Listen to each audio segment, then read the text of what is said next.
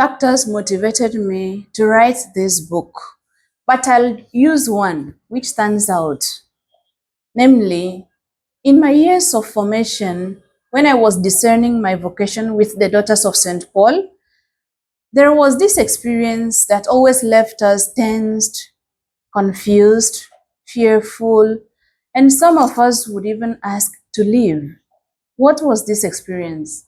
Each time a candidate would ask to leave or being asked to leave the congregation, there would be that atmosphere of a funeral kind of an atmosphere that would be so tensed, and it always left me in deep thoughts.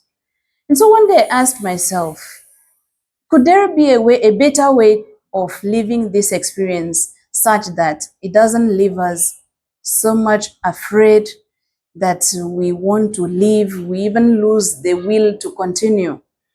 So as I journeyed on, I discovered that living or being asked to leave the vocation is part and parcel of discernment. Only that at that time, I did not understand so much about discernment. And so I said, maybe some people are still struggling to understand this, because this kind of atmosphere continues to take place in formation houses, in the seminary, even among religious and priests. Whenever someone is asked to leave or has been asked to leave, the situation is not always a pleasant one. So I thought of putting into writing what I came to understand about discernment, that some kind of separation is inevitable, and then at some point a candidate has to choose to remain or to go away and embrace another form of life. So in chapter 1 of this book, there is actually a clear explanation of practical ways of making a happy discernment. Church has always held that error in discernment is also not rare, where there are people who could, good people have been asked to leave, and then maybe also persons who also maybe make wrong judgment. I don't want to say discernment here, are also decide to leave for one reason or the other, which you can find in such a way that after leaving, sometimes there's this sense of regret. I shouldn't have done this, I shouldn't have done that. So when you put those things together, we begin to look at, so either somebody is asked to leave. Of course, there are discernment processes that is multifaceted, that made that before they come to that conclusion, sometimes on the right judgment, sometimes also being human with some errors. And also, even if somebody said, I'm leaving, we find that many occasions, or in some occasions, don't let me say many, there are people who actually only just act at the impulse without deep, without discerning deeply, actually, whether they have to leave or not. I'll give you an example. Somebody who feel, I do not have good relationship with this priest or with this sister, and because of that, I am leaving the congregation. So you start asking the question, are you in the vocation because of that priest? Is the priest or the religious calling you, or God calling you? Who actually are you answering the call to? So, so the book actually touches on different areas of that, to say that, well, even if somebody is being asked to leave, what should be the procedure to come to that level?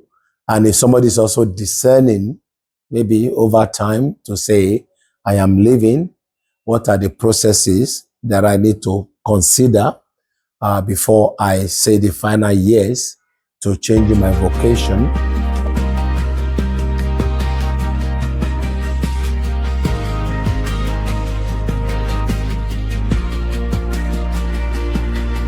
What makes this book unique, Practical Discernment, is the fact that there are concrete stories of people's experiences concerning asking to leave or being asked to leave.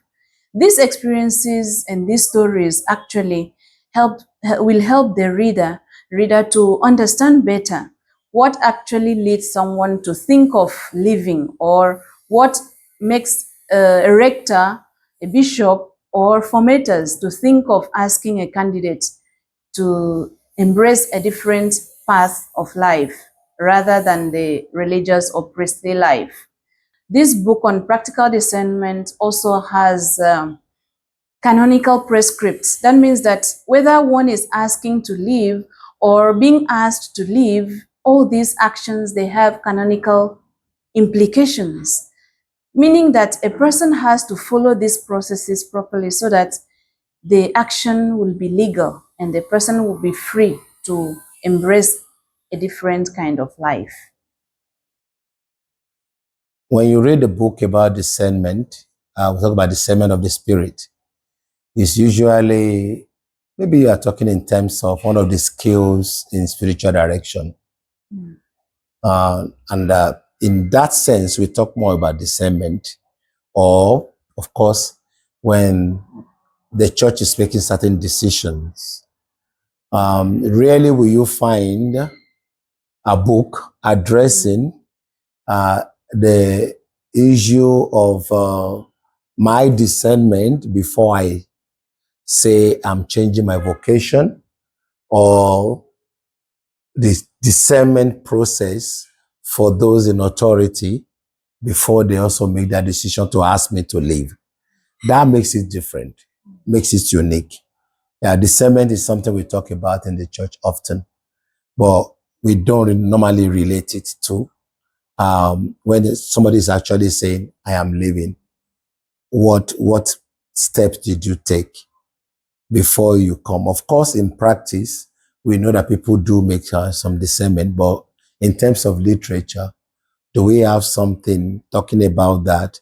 Do we have something also outlining possible steps that somebody can take before finally saying, at this point, I think I've tried, because discernment here means that just like vocation is not, it's a gift of God, not your vocation.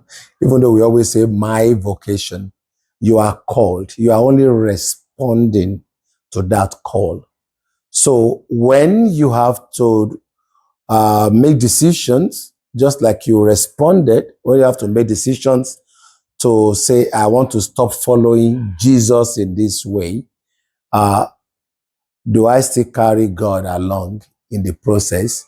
Or am I just following my emotions or relationship, palaver, or whatever was displeasing me in the community or whatever? Or also are the people who are the responsible in nurturing the vocation, also in their in the steps of making this same decision, are they able to say we and the Holy Spirit, or they are saying I, so that is very important.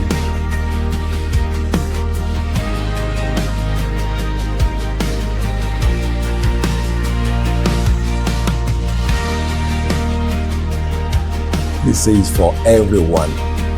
Priests, religious, bishops, superiors, those information, lay faithful who also want to understand our life, our parents, because they are also involved. It's not just for us alone, they are also involved. We came from a family. Like letter to the Hebrews put it, every high priest is chosen from among the people to serve God.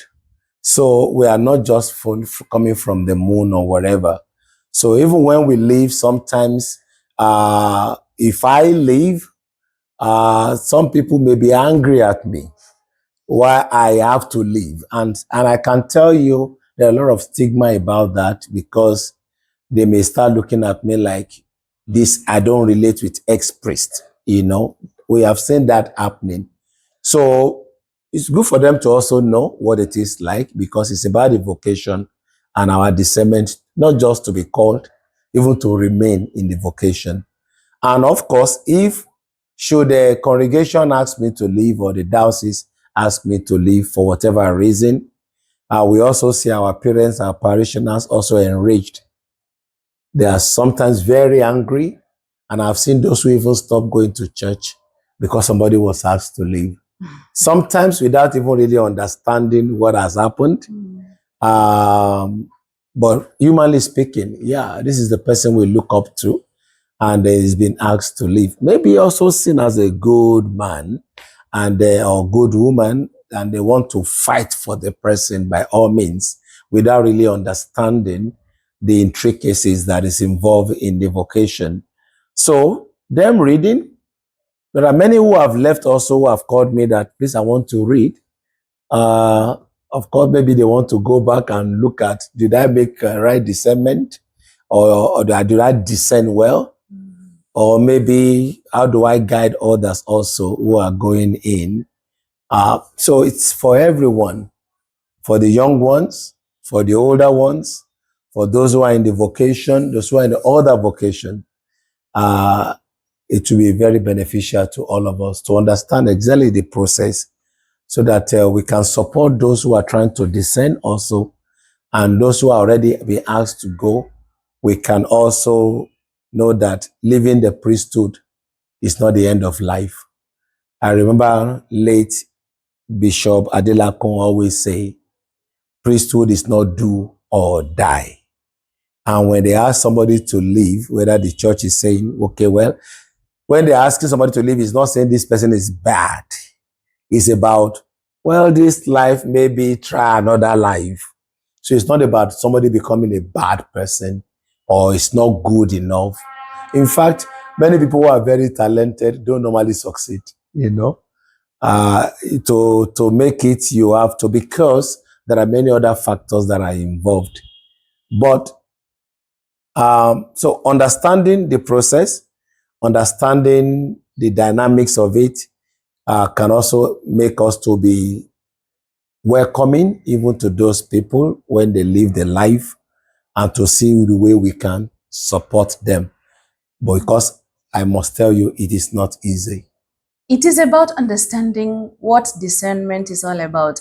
And that is actually why we wrote down this book, to help people understand that living or being asked to live, if the decision is made justly and using the right process, some kind of separation really, they are necessary. Separations that can free the person to embrace another life, not to be looked at as a failure. So if our mothers, our fathers, our brothers and sisters, those in authority making this decision for others, and the candidates themselves making this decision for themselves, if they get to understand the content well and they know the process well, they will not fall victims of situations they regret for life. They will know ahead of time that this is what it entails. And so I can embrace the situation not as a funeral atmosphere, but peacefully and with joy, and hope that there is a better life ahead. Yes, so the content is for all who can read and understand.